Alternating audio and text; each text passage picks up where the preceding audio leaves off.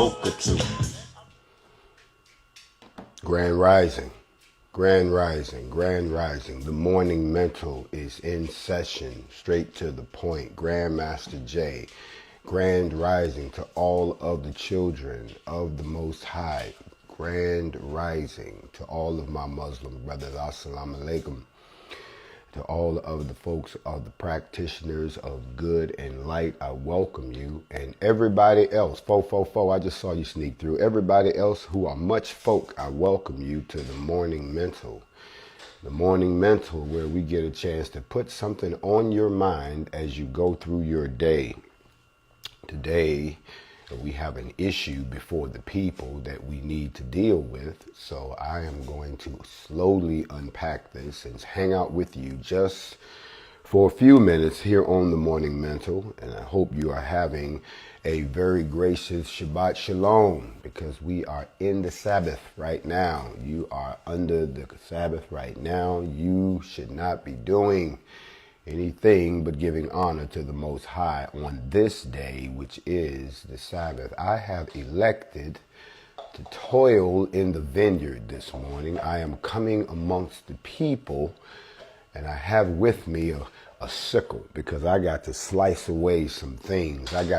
We got to lose some stuff before we can go forward. I'm speaking to all of the children of the earth. I'm speaking to the righteous. I'm speaking to the elect. I'm speaking to the chosen this morning. Why was it appropriate for me to come to the desk?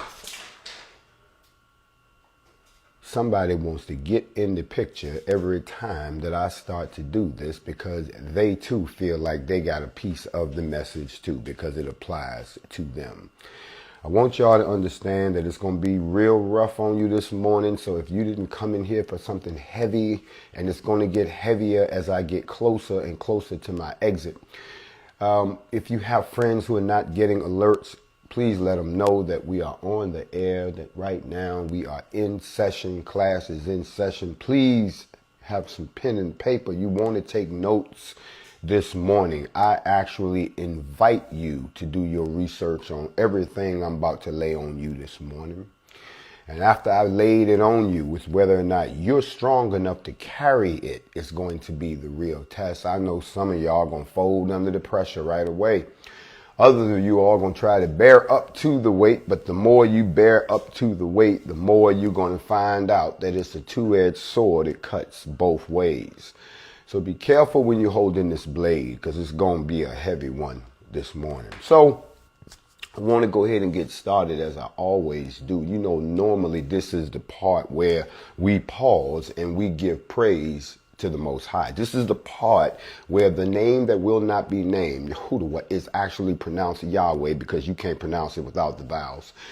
It's at that point that we give up some praise to the Creator right now. You know, I know a lot of y'all say, well, I ain't into all that religion. Religion is a construct of control. I'm not talking about religion. I'm not talking about something man-made. I'm not talking about something they sat down at a table and decided this is the way we gonna do it. I'm not talking about that Montel Jordan religion. This is how we do it. No, this is not how we do it. Whatever the relationship you have with the Creator, where you know that your soul is in touch with the Creator, that is the construct of your religion. And nobody, no person, no one can come along and tell you how you're supposed to go through that. Again, control. Janet Jackson could skate right through here, control, and slide right through this joint right now, because that's exactly what religion is. Can I teach in here?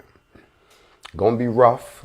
Y'all get a little closer together, because it's gonna get tight. It's gonna get tight, but not. We're going to tighten you up slowly. So the first thing that we're going to have to deal with, now that we've given honor, you've given honor in your own way to the Creator, is that today we are going to break down some things, and believe it or not, I warned you all when we did the piece a couple of nights ago that you have to be careful when someone comes along who challenges your theology, your belief system.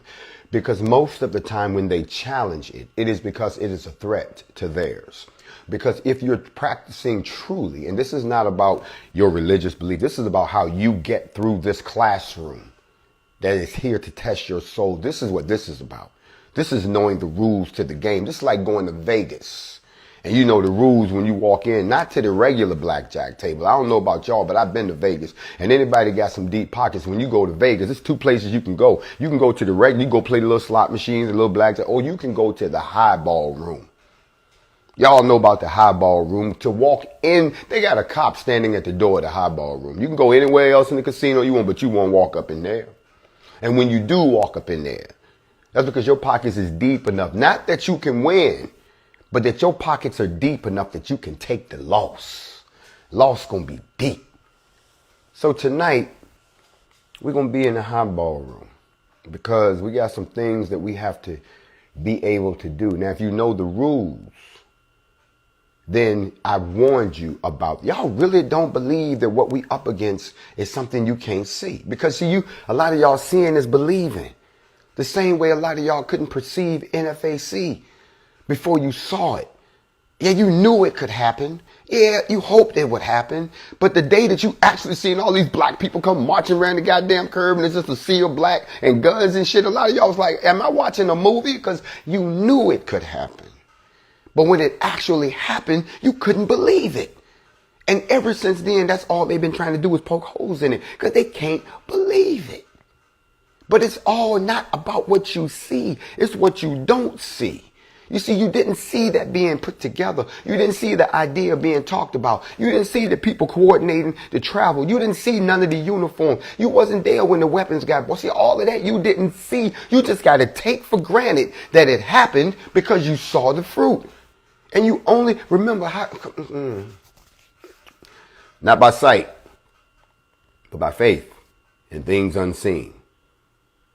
And I warned you that the only way that we're going to win is if we know what it looks like when it shows up and we know the difference between the authentic and the fake. The authentic and the fake. Think about it.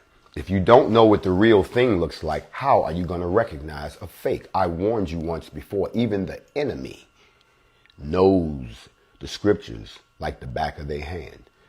It's not about knowing them. It's about applying them. So here on the Morning Mental, I started to wonder about some things that I was seeing and beginning to wonder, where are people's minds? Where are their souls? Who's in control?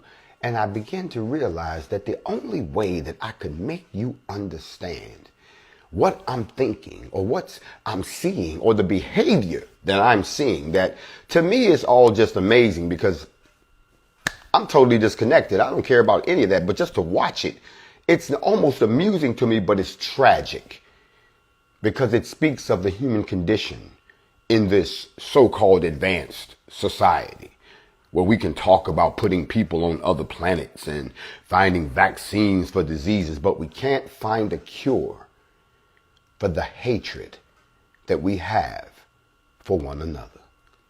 So I started to do an etymological study. I wanted to dig deep into this hate thing. And when I got really, really deep into it, I landed in a very familiar place.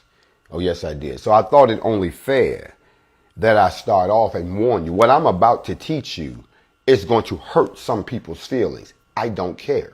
What I'm going to teach you or teach on is going to convict some people. That's not my problem. But most importantly, what I'm going to show you is that you have to be careful at what you're looking at sometimes, because it may not be what it seems, as I told y'all.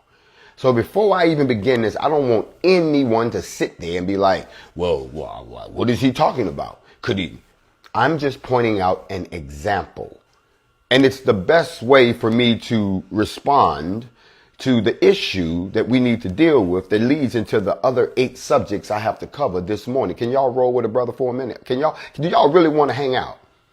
Because on this Saturday, it's time. Some people don't understand that we were doing this before the NFAC. We was already here having the morning mentals. We was already here, rightly dividing our thoughts. There are people who come by here regularly and feed from here. So you're a guest, you coming in, you sitting back there in the temporary section. There's people who've been coming here. So if you don't understand what's happening right now, this is the part where you click off. We'll see you later. I mean, I'm looking at the numbers. The numbers need to go down some because all y'all ain't real.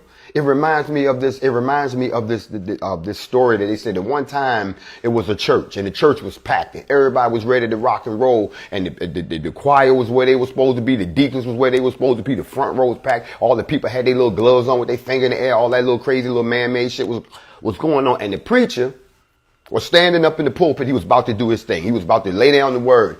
And all of a sudden, these three dudes walked in. They had on trench coats. And they had semi-automatic weapons. And they walked straight in. One was in the back, one was in the middle, one was up front.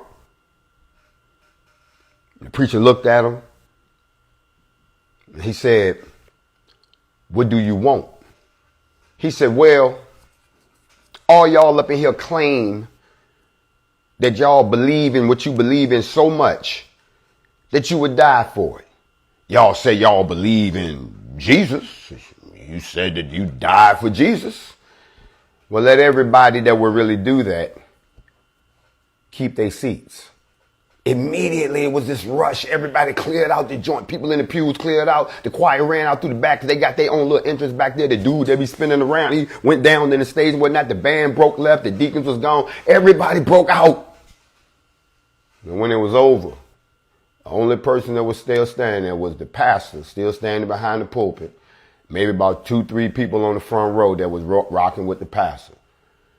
And then the dude with the weapon said, "You can start the service now. All the fake people done left the church." That's what I'm talking about right now. It's some people sitting up in here right now. You ain't no more interested in what we talking about than a man in the moon. You just being nosy. You just being spectating. Matter of fact, you just trying to lift something off of this page so you can go and put it on your page and maybe get a little bit of money off of that. You trying to eat off the garment of what we doing over here. But that's cool. See, we're talking about y'all. Y'all need to go ahead and leave this for the real folks, because it's going to get kind of weird in here in a minute, because I'm going to flip the script. I keep telling y'all, you cannot talk about how you're going to overcome the adversary unless you understand the adversary. That means go hang out with the adversary sometime. Join their military, get their training, go to their schools and see what they putting down, but don't lose yourself in the process. Make sure that when you go to find out what's in the brainwash, you don't get brainwashed yourself.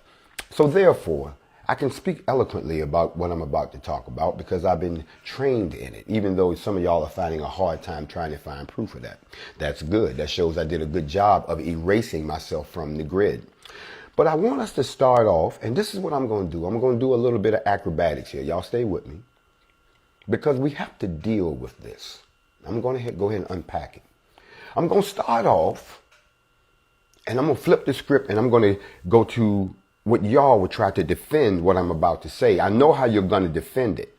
So what I'm going to have to do is come at you with what you would use to defend it. This is chess moves. You're not going to use that against me, because I'm going to use it to make the point. And then I'll show you in your own text what I'm saying is true and it's applicable to today. That's what we're going to get into this morning. Don't y'all stay with me. You'll figure it out as we go. Now, I'm going to go to the book of Matthew. Now, this is going to be my principal text. Yes, I'm going to show y'all how we flip this thing. The principal text will be Matthew, the book of Matthew in the Slave Master's Bible. Yeah, we're not going to get into the Egyptian one. Not yet. In the Slave Master's Bible, we're going to jump from, we're going to go all the way from verse 1 to verse 26. And I'm going to come out of 4 Bibles at the same time. I'm going to come out of the NIV. I'm going to come out of the NLT. I'm going to come out of the NKJV. And I'm going to come out of the Message at the same time. Now let me show you how we actually rightly divide this word. Not with somebody standing up there trying to tell you something so they can get your money.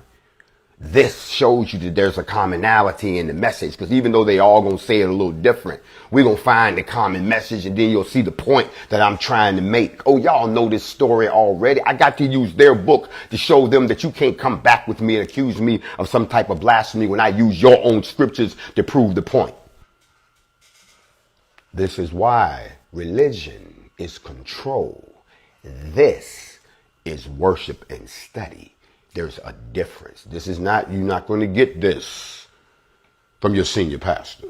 You're not going to get this because it frees your mind and it makes you invincible to the weapons that your soul is attacked with every day in the form of people or, incidents that happen to you or situations, disease in your body, whatever it is. It's all an attack because what's in your body? Your soul.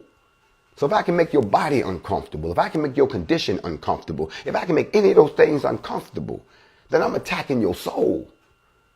When something hurts you to your soul, y'all know what I'm talking about. You ever been hurt to your soul? Something hits you. It already hits you. But the more it goes on, the deeper it cuts. And then after a while, it's in the core of you. And you just sitting there, just broke. Because it hurts you to your soul. The response from something that happens deep in your soul takes a minute to come back. You don't just bounce back from nothing like that. They say there are 9 things that can happen to you in this life that will cut into your soul. I don't want to name those because I don't want to remind anybody who's already had those. The same way I tell people about your top 5. Y'all know what your top 5 is, right? A lot of people are cold-hearted. A lot of people they have no compassion. A lot of people don't care about anything until one of these top 5 things. When you lose one of your top 5, then you understand how something can cut into your soul. Your top 5 is your mother, your father, your grandmother, your grandfather, your child. Those are your top 5. Lose one of them. Lose one of them, and it will cut into your soul. It takes a while. Some people don't recover from that cut for a long time. That's your top 5. You can be a cold-blooded person, but the moment you lose one of them, now I don't know which ones you still got. Some of us done lost all of them. That's a warrior. Some of us have lost none of them. So when something can cut into your soul, you're going to feel that for a while. Everything else is just an attack on your soul. You get what I'm saying? Temporary situations, just little irritants, just to keep the pressure on. You understand what I'm saying? So let me go ahead and tell y'all this piece of scripture that I want to talk about real quick. And I needed to reinforce what I'm about to tell you. And I'm also using their scripture because it reinforces whatever they're going to try to defend us with. I'm not going to say it. Your own people said it. Let me show you what it says. It says that when the morning came, all the chiefs and the elders of the people plotted against Jesus to put him to death. Now, let me break that down for you because there's going to be some people out there that's going to try and grow a brain. And it says in the NIV, it says that they made their plans to have him executed. Over in the NLT, it says that they had plans for putting him to death. Now, over in the NKJV, it says that they had plotted against him to put him to death. And then finally, in the Message, because the Message lays it straight out, it says that they put the finishing touches on their plot to kill him. Now, every one of the versions is saying the same thing. That these people got together and they schemed on this brother to kill him. Not to have him executed, not to take him down. They wanted to kill him. Now, for a group of people to get together to say that they're going to kill you, there has to be something that has moved them to that point. So immediately we move on to the next piece. It says, and then they bound him and they led him away and they delivered him to Pontius Pilate, the governor. They took him to the governor. They took him to the person that was in charge. You understand what I'm saying? The people grabbed him up, wrapped him up, put him in custody, took him before the person that they felt was in power. So you see this right here? But they plotted. Remember, they didn't just happen to see him out. They grabbed him. They grabbed him up. They plotted on him. They had to get together to come up with a way that they could get this brother. Because, well, we're going to get to the because in a minute. Now, we ain't going to talk about the person that betrayed him. We already know that. We don't have to talk about that. We can skip completely over that. We want to go back to what happened when they brought the bruh before the so-called people in power. And you have to understand what the problem was. See, let me break this down. Y'all don't know where I'm going yet. Y'all do know the story. You know, we know who Yeshua is, but for the sake of this story, I have to tell it from this perspective, because if I don't, I'm going to lose some people, and then everybody going to be like, I don't get what he's trying to do, and it's going to go over your head. Let me try to explain it to you this way. The question you have to ask yourself is, what did he do that was so terrible that they wanted to kill him? Not that they disagreed with him. Not that they, had a different point of view and figured that he just of a different, belief, but that they wanted to kill him. Let me break it down to you. Because a lot of people, they're not going to understand this. I got to unpack this. Sometimes it's said that he was killed on account of his inclusion and his tolerance, and that they hated him because he was hanging out with sinners and, tax collectors, and he was hanging out with the drug dealers and the strippers, and he was hanging out with the dope boys, and they was mad at him for that. He was hanging out with rappers, and he was, what I'm saying? That's what they was mad at him about. He was hanging out with them folk. And then they said that because there was a sort of a sentiment which had a bit of truth to it, but only a tiny bit. No doubt he upset a lot of those people, because he extended his fellowship and his mercy beyond their boundaries. He didn't just go and bless the people that they told him to. He went out and hung out with everybody. He was good people. Every time you turned around, he was laid up in somebody's house. He was in Zachariah's house, kicked back, and the dude had to come through the ceiling to see him in his own crib. You understand what I'm saying? He was up in Mary's house, kicked back, had some chick washing his feet, laid back. Brother was always reclining. Even when you saw him at the Last Supper, he was kicked back with his boys, chilling. They was having a meal. So he wasn't the kind of brother coming all uptight. No dude like that. Bro came in. What's happening? What's going on up in here?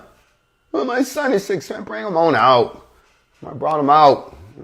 Good. What's happening? They drinking, they smoking. I'm trying to tell y'all don't want to think about this, but first you want to believe that he was black. Okay, then this is some black shit. He's sitting up in there. Bro, I'm Jesus. I'm sitting up in there. What with the peoples? The people showing him love. He got power. What's happening around here? There's nothing I can't fix. Martha was running around still trying to get the house together while everybody else was kicking it in the living room with Jesus listening to Marvin Gaye. And then she coming there with an attitude talking about, I can't believe y'all ain't helping me. And my man laying there like, what you talking about? I'm in the house. I'm here. What are you doing? All that's over. He was laid back. Maybe they hated him for that. Was he too cool? I don't know. But could it be that he was hanging out with the wrong people? No. It's misleading to suggest that he was hated for simply being too damn loving, as if his tolerance wasn't the cause of his enemies' intolerance. You see, when I tell y'all that I love you, there's people out there that get mad. I don't know why. Maybe because they didn't tell you. Maybe because nobody never told them. Maybe because somebody told them that and it didn't turn out the way they thought. So every time they hear that, they have a flashback. Maybe they can't understand that there's some people in this world who will love you for nothing. They don't want anything from you. They don't want you to agree with them. They don't want you to walk like they don't want you. They just love you because you're a human being. Some people cannot understand that. It's kind of like y'all can sit here and hear me talk about the institution of slavery and all the things they did to us and how we need to fight back against racists and blah, blah, blah, blah, blah, blah, blah. But at the same time, 5 minutes later, I can be driving down the street in my car and all of a sudden some car come through this intersection and get T-boned by a van and the car all messed up. I'm going to jump out the car and run over there to save a human being. You see, the same way we want someone to treat us, we have to be willing to treat them too. I said willing. I ain't say be stupid and do it by default. I said be willing to do it. And if I chose to jump out and run over there and, look in the car and see somebody, oh, and all that, and I decided to open the door and take off the seatbelt and say, look, I know you don't know me, but I'm about to pull you up out of here. We going in 3 minutes. Here we go. 1, 2, 3. We out. Now we on the sidewalk. I've done my job. I don't want to hang around. I don't want to talk to nobody. I don't want to give no report. You good? Y'all got them? Y'all got that? I'm out. Because I'm still going right back to what I was thinking before. So it couldn't have been the fact that he was loving everybody. It was the fact that some people hated the fact that he loved everybody. And they supposed to have been the leaders. Let me take y'all through y'all book for a second. Take Mark's gospel. Y'all know about Mark because that's the one gospel that most of y'all have read all the way through. But by my reckoning, Jesus was supposed, he was eating with sinners, once for upsetting the stereotypes, a few times for violating the scruples, and several times for blaspheming, here it comes, as claiming too much authority for himself. Y'all got to remember in Mark's gospel, as it unfolds, we see the Jewish leaders, they got increasingly hostile toward Jesus the Christ, as you call him. Christ is a title. Although the fear of the crowd stays there, they was afraid of the crowd for a while. It stayed their hand for a while. They was like, nah, we ain't going to do nothing to him because all the people love him. Nah, we ain't going to run up on him because he got all them people around him right now. But we going to get him one way or the other. They tried to trap him. And then they plotted his destruction. Look how much energy these people are putting in. There's a lot of leaders that don't like. One thing they don't like about this is that it turned from a light to a murderous fury. And it's directed toward him because he said, I am the Son of the Blessed. And you will see the Son of Man seated at the right hand of power and coming with the clouds of heaven. That's in 1462. He said that. Once he said that, you realize the impact of him telling these people who he was. Now remember, this dude 33 years old.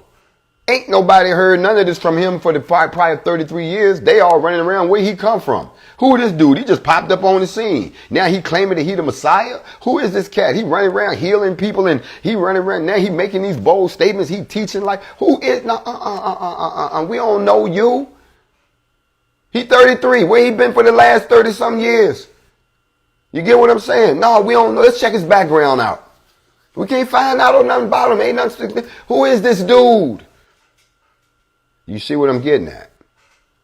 It goes on further to say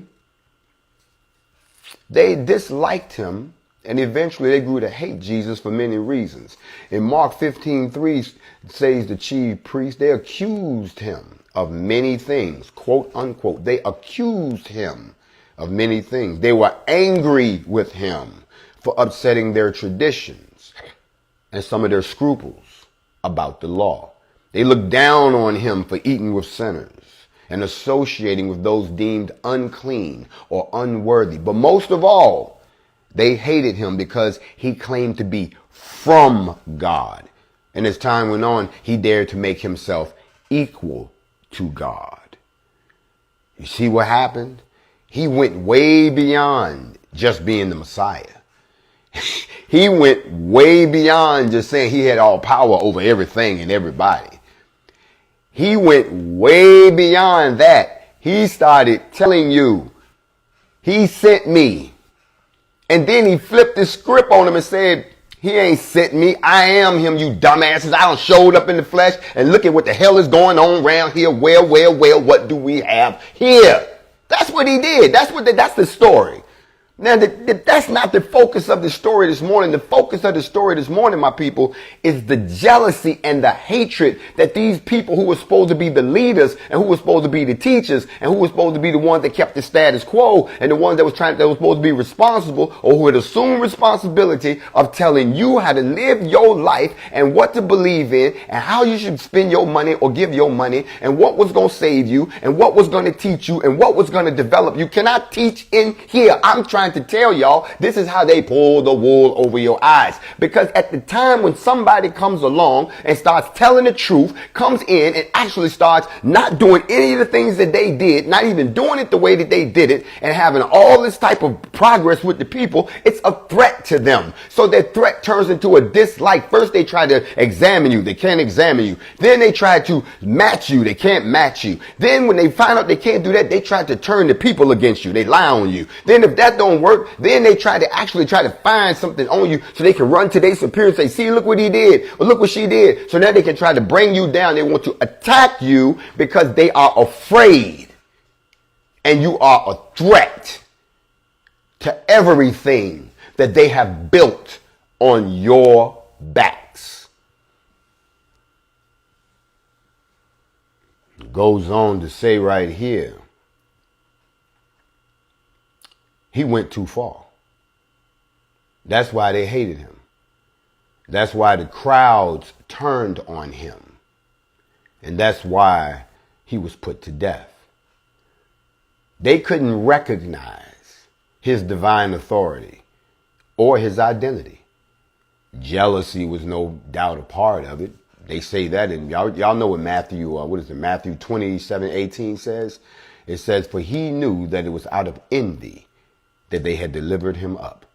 You see, the brother even knew why they was doing it. While they were doing it, he knew how this was going to end while it was about to end.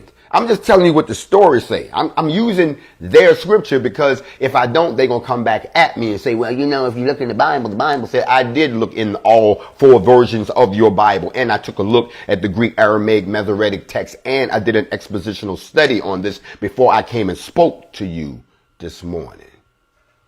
Show yourself studied and approved. I think I saw that somewhere. Can I talk in here, black people? So I then look at this and I start to examine it even further. Now I know why they hated him. But now what I needed to understand was why were they incapable of understanding him? Because they did not fail to understand him because they were not capable. Or was it that they were incapable? And if so, why? Aren't these supposed to be the learned ones that y'all tune into every day? Aren't these the people that tell you all of these things but never pull out a book or a scripture or cite a bibliographical footnote or anything, just telling you what they think when all we deal with is facts over here? I'm on the morning mental. So I'm perplexed because now I understand that maybe they didn't know how. You see, but deeper than that, they didn't have the eyes to see or the faith to believe that he was the Son of the living God. They couldn't see it. They didn't have the eyes to see it. They didn't have the faith. They didn't have it. That's why they couldn't do it. Oh, I know I'm making some preachers feel uncomfortable this morning. You know you've been lying to them people. You know you ain't really got that kind of faith. You come on now, stop playing with me.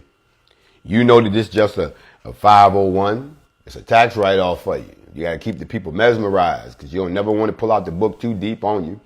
But if I can be so kind as to educate my people real quick, you know that the risk that you, by setting up that 501, just like the NRA's in trouble right now. You see, there's 10 things that you never want, 10 risks that you're always going to face when you set up a nonprofit. Exposure from social media and misuse by somebody who's naive in your company. Unhappy staff and volunteers that's going to rat you out for all the shit you ever did. Your IRS Form 990 and your federal tax exempt status is always going to be in question. Any copyrights and trademarks you try to get, you're going to be fighting that all day long. Plus, you got lobbying, political activity compliance. If you get caught doing that wrong, just like the NRA just got caught, you're going to find out that that's going to take you down. Third-party sexual harassment, because you're dealing with all type of third parties. Remember, you non-profit. You ain't supposed to be out there trying to trade quid pro and none of that stuff. You ain't supposed to be taking trips to the Bahamas and sleeping with people for deals and this, that, and the third. You ain't trying to move legislation through just so that you can re-enhance your particular position at the expense of everybody else. You're not going to do none of those things. You're just supposed to be a house of worship, right? Failure to limit contracting authority and other common mistakes in contracting, trying to hook your boy up, trying to give him a job because you don't opened up a church as a tax break. Somebody got to get up there and preach the word. So you get up there with your non-inspired, no, I wasn't called, can't rightly divide the scriptures, know it just enough to get everybody up and jumping, but can't help nobody move down the road of practical application. So no, y'all uncomfortable right now. Now, those who are anointed, those who do have a strong connection to the Most High, you know that what I'm saying is true. You're not going to say anything because lest you be exposed, just like the people I talked about, the very same ones that are sitting there in the light and the shine of hearing someone speak so eloquently of the scriptures themselves as if they were poured out by the Creator himself so that he could speak to you and let you know that he's got a message for you. Remember, the first part of Revelation starts off by telling you that I have a message for the 7 churches. But y'all don't believe. Remember, you don't have the faith or the eyes to see. So you're doing the exact same thing that they did before. You ignore the times that we live in, what's right in front of your face. You ignore all the drama and the energies that you feel. Yet you see craziness every day around you, and all you do is look for somebody else to come help you. When he's already given you the tools and the power and the authority to do whatever you try to do. You see, if you laying on your back and keep talking about, yeah, man, one day this is going to be a long walk, bro. I know one day we're going to get this walk knocked out, bro. You know, we're going to walk all the way to the end, bro. Really? But you ain't got up and took a step yet. Because you got somebody else laying back there. Well, you know, bro, man, we get up, man, we might fall, bro. We might stumble. How you know that that ground's solid? We're going to be standing on it. I ain't going nowhere, bro. I'm going to stay right. You know, we should stay right here. We nice and comfortable on our backs, bro. And we eating it. This is what this, hey, I ain't going nowhere. Y'all get the point yet? Let's keep going then. And then, if that wasn't bad enough, the fact that they hated him because he challenged, they killed him. And then after the fact, they realized what they had done, but it was too late because that's exactly what was supposed to happen according to the story that they tell. But at the end of the day, we find ourselves looking at a mechanism that for some strange reason still seems to exist. It exists with me. It exists with you. There's somebody right now that you don't know that's hating on you right now. You don't even know it. They hating on you behind your back. They might be hating on you in thought. They might be sitting right next to you, cutting the eye at you, hating on you because they want what they don't want to be you. They want what you have. They want your secret. They want to know what the secret to your power is. They want to know, how are you successful? How are you so intelligent? How is it that you got this and they don't? They want that. It is because, like they said, that envy played a big piece of why they ended up killing him. So I say that because I find it interesting that when I look at some of the things that I'm witnessing, it's almost laughable to some degree, but I have to use that scripture as the foundation of what I'm about to say. Now you understand now where I'm coming from. I had to teach you that part first. Now you have that. Put that over there. Now come on back in and let's get the second part. I'm on my morning mental this morning. Let's walk with me. Put your kickstand up and let's keep going. So we have an endeavor that we have been working on since the 25th. And I'm speaking now on the NFAC business of going down to Louisville, Kentucky, to get answers in the case of Breonna Taylor. Now, of course, the mission was to get transparency and to get the case moving along. That was pretty much it. And then something to come out the other side that would make everybody feel like justice, the wheels of justice were turning for us and for Breonna. So we went down there, of course, and the wheels have been turning. And not only have they been turning, they've been turning in front of you. Every day there's a new development now. Every day there's an update coming from everybody. Oh, we got updates coming from the Attorney General's office. Thank you, sir. We have updates coming from the FBI. Thank you. We have updates coming from the mayor's office. Thank you. We have updates coming from everywhere. Updates are coming out to the media every day now, when before it was crickets. Now it's nothing but the Philadelphia mass choir over there. Everybody, just telling every 5 minutes. It's almost like you got to keep up because there's transparency now.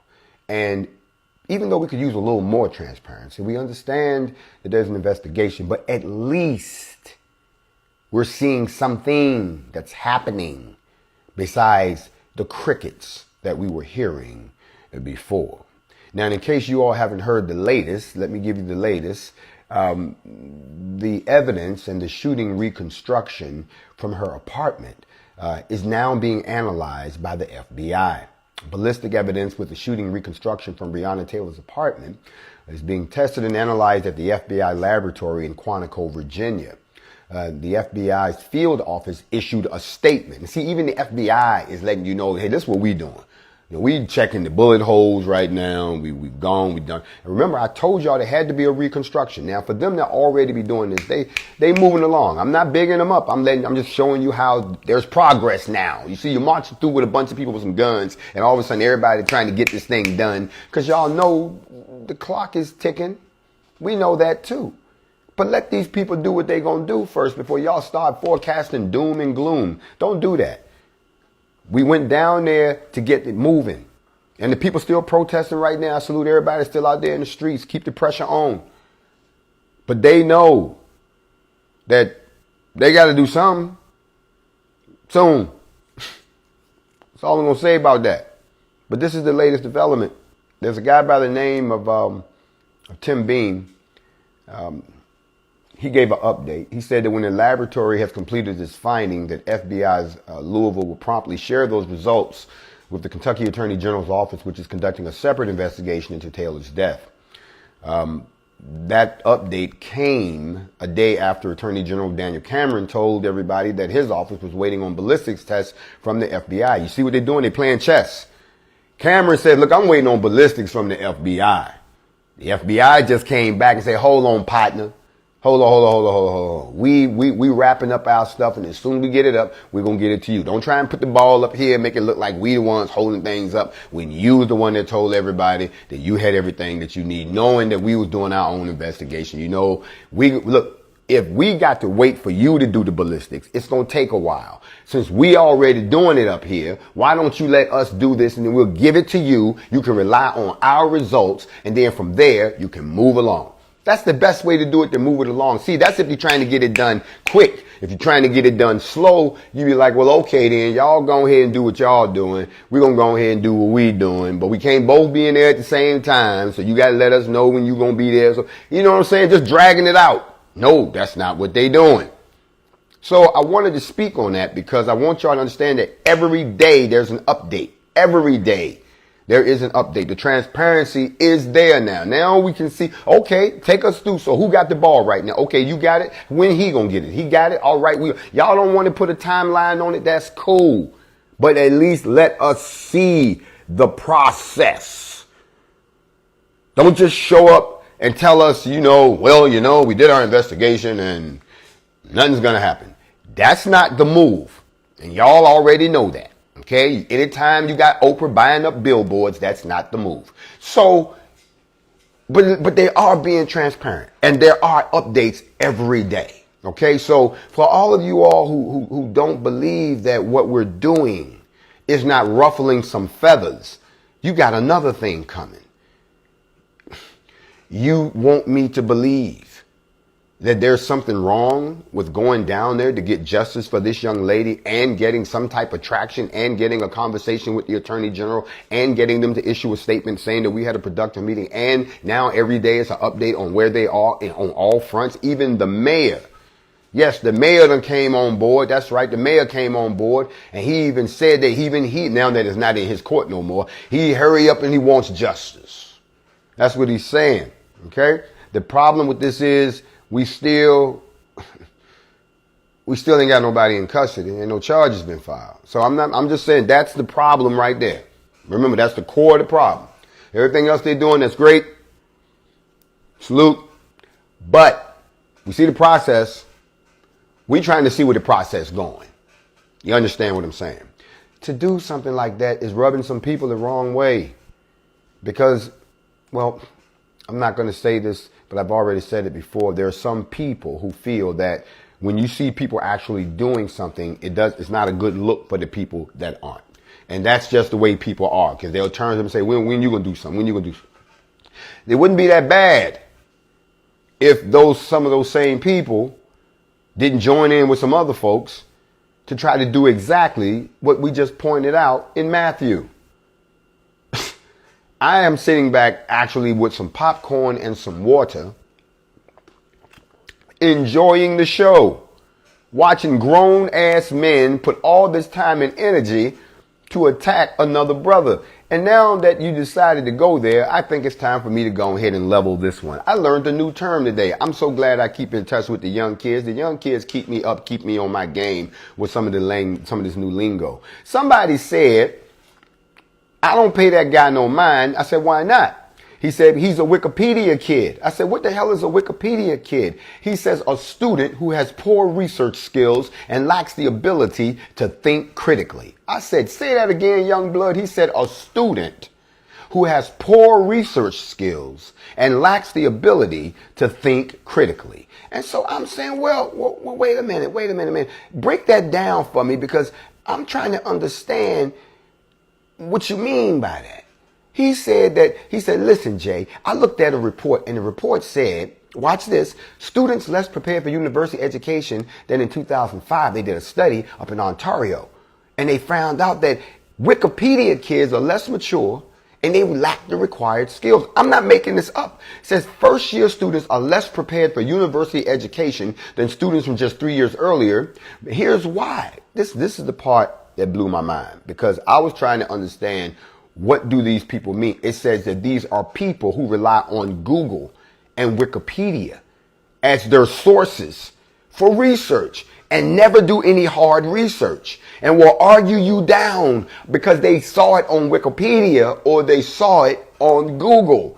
They're a Wikipedia kid. They have no real research skills. If you tell me that you went online trying to research something, I'm going to look at you and go, bruh, you know what? You have poor research skills, as evidenced by an over-reliance on internet tools like Wikipedia as an external research source. You obviously don't realize that when we were brought up to do research for real. We go to places and look at the records. We go and read the books in the library. We go and look at an Encyclopedia Britannica. We don't touch a computer. Not yet. Because we want to see the facts in our hands. Because anybody can put anything on the internet. That's the funny part about it. And here's the craziest part about it of all.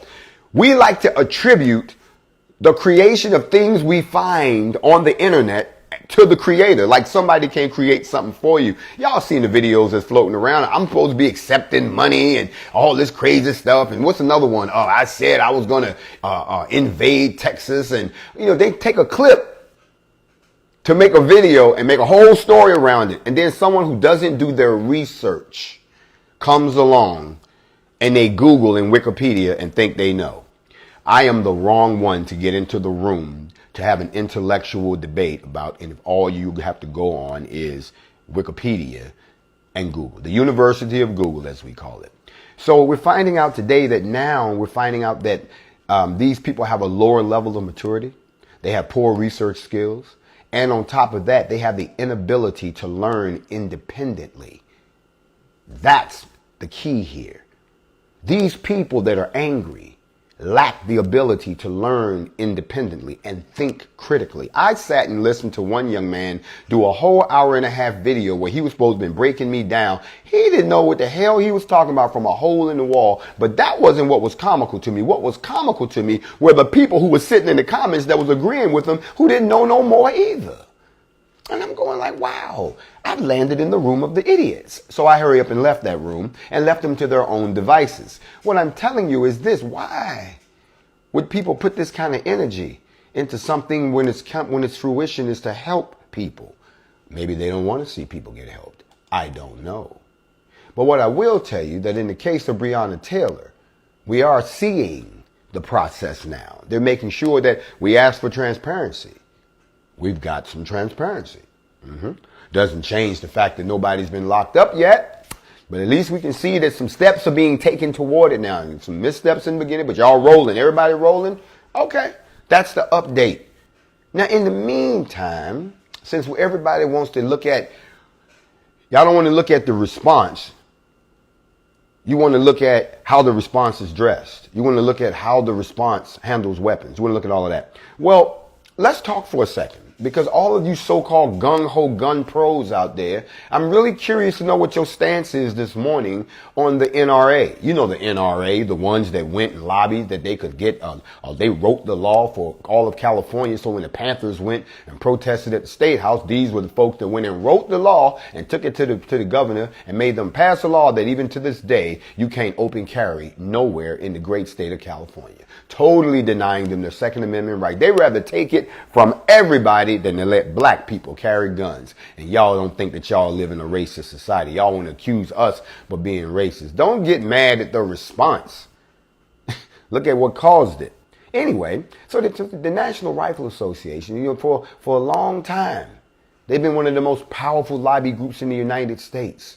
Every time somebody try to rein in gun laws, they pull out their muscle and they go to the halls of justice up there. They go to the Congress and they get in somebody's ear and they, bro. And before you know it, the law is that way. Now, understand, though, they pick and choose who they choose to speak about. You got to understand what I'm saying. Now, there's a whole lot of myths and there's a whole lot of lies about who these people are. Okay, but right now, their leader is being allegedly, they say he used the gun lobby as his personal piggy bank. Yeah, they say this brother, he's been there for 30 years. They said that they was doing $1 million in private plane flights. They incurred all kinds of, they were taking the money that was being donated to them and just spending it. $15,000 to get a husband from a convention for the hunting group safari club in Las Vegas. They out there having a good old time. Okay? Even if the dude left, they would still got to pay him $1 million a year after he left, according to the complaint. So my man done got rich, but we haven't collected a dime.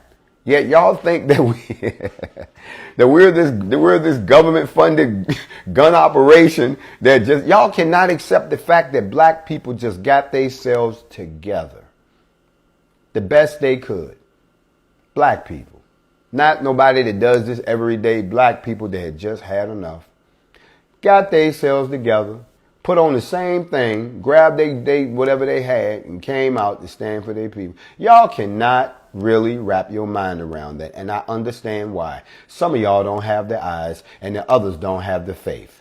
I understand that now. I did not understand that before. And you're the very same people who sit around and plot and plan and hope that everything falls apart so you can go back to sleep in your comfortable captivity. I understand that too. And that's why I know I wouldn't put it past you to try to do something to me or to anybody that's a part of this movement. Nobody asked you to join. You're the one that said you wanted to join. Nobody asked you for your opinion. You're the one that gave your opinion. Nobody asked you about what you would do, because up to this point, you've done nothing. So don't talk to us about the something we've done when you've done nothing. I'm going to keep hitting that on the head until somebody gets it. Don't worry. There'll be other opportunities for you to prove your bravery for the black race coming up real soon when I announce the next formation, or when we pull off the 2A million gun formation or the global formation. You will have a chance to prove that you're not just all talk. In the meantime, I now understand. And I wanted to come before y'all this morning to let you know that I understand them. I pity them, to be honest with you. I find them to be comical, but I never underestimate my enemy. Ever. It's interesting to me that I can come before you and I can teach from their books to illustrate something that they're still doing, which means you haven't studied your own book because you haven't learned any of the lessons that are taught in your book.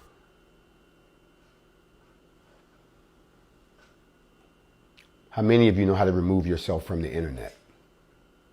How many of you know how to totally erase yourself from the internet? How many of you know how to do it? That's interesting. There are certain places you can go on the internet and erase your entire existence. If you've never heard of Radaris, that's one place where you can go and you can start and you can actually erase your incomplete profile. You can go on LifeWire. There's a few places you can go to erase yourself from the internet. I salute all of you who can't find out anything about me. That means I've done an excellent job over the years of keeping my black ass off the grid. You see, you think that I just started this. I've been on this all my life. You just see me now and you see us. That's all. But you got to know how. So y'all keep on making a fool out of yourself while we're trying to liberate our people. I got to say this every day. Well, I hope that I haven't held you too long. I've unpacked what I had to unpack. There was a couple of other things that I wanted to talk to y'all about, but I think I've said too much. I've held you too long. So I'm going to give you back the rest of your Sabbath. And I hope that you all think about what I've talked about today and that you too try to make a difference in someone else's life through the teachings that I've given here or through other teachings that others may give you that you think will translate into action. Remember, things are not what they seem. Not at all. And we have never been this way before. Keep your feet on the ground. Keep your head to the sky. And whatever you do, keep your head up. For real. This is the Morning Mental. I'm Grandmaster Jay.